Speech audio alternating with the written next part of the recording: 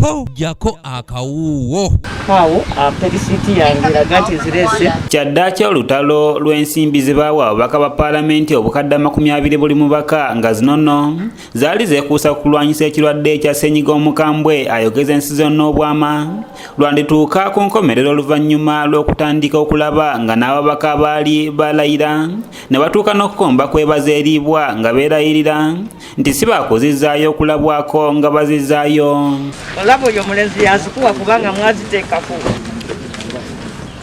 akaunti yani ya famire yange njagala kutwala mukisa guno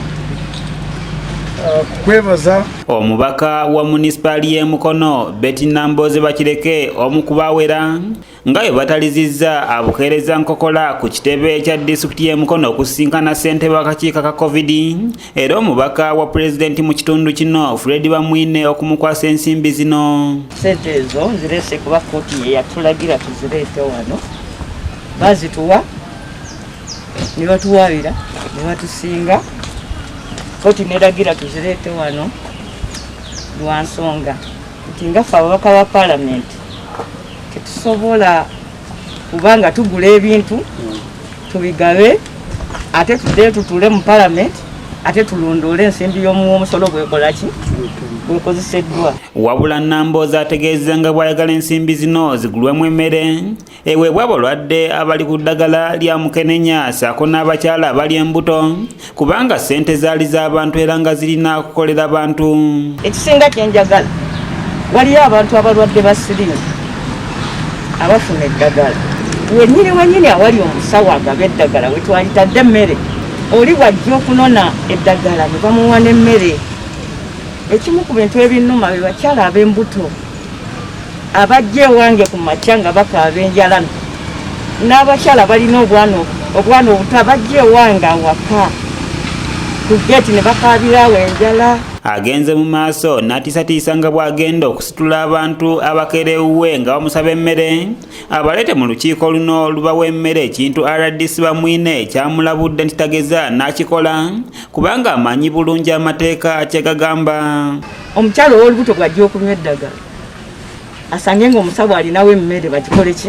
bagimuwe kijja kutuyamba abakyala bajja kwagala nnyo okujja Continental. tiwali omuntu n'omu ajja kukima emmere wano emmere tugitwala mu bantu mu bagibasula kansule tojja kumenya tteeka. Ku nsimbi obukadde 40 ezaweereddwa banna NRM abawagira eky'okugyawo ekkomo ku myaka gy'omukulembeze w'eggwanga gy'akulemberera ono asabye abantu okuvaayo nga bwe baavaayo ku bukadde 20 era n'asaba buli mubaka eyazifunye okuzitwala mu kakiiko ka COVID mu kitundu kye. Mbadde njagala bannayuganda obukambwe bwe baakozesa n'okwemulugunya n'amaanyi ne pulezidenti yennyini amaanyi ge yateekawo nti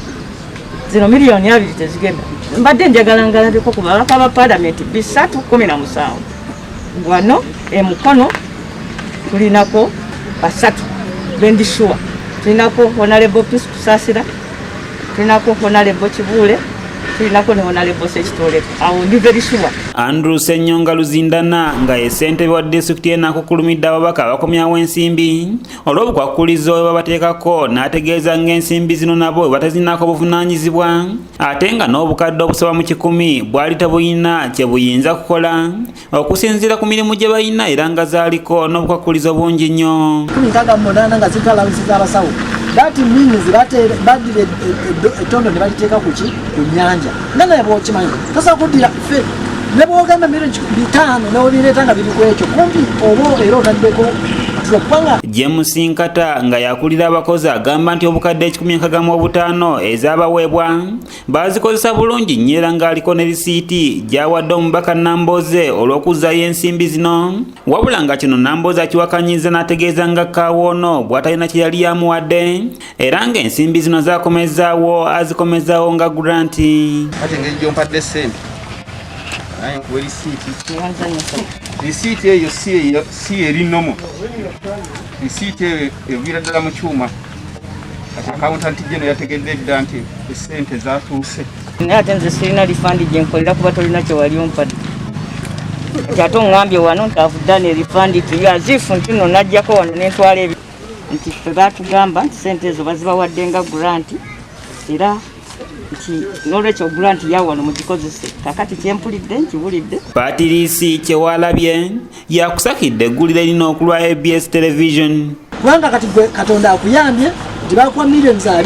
ne baziteeka ku muzindalo nga bakuwadde millions 2 olina constituency abantu boolina mu constituency bulijjo byolina nze njala okuba ekifaananyi ekituufu bulijjo byobala byolina mu bitabo bifu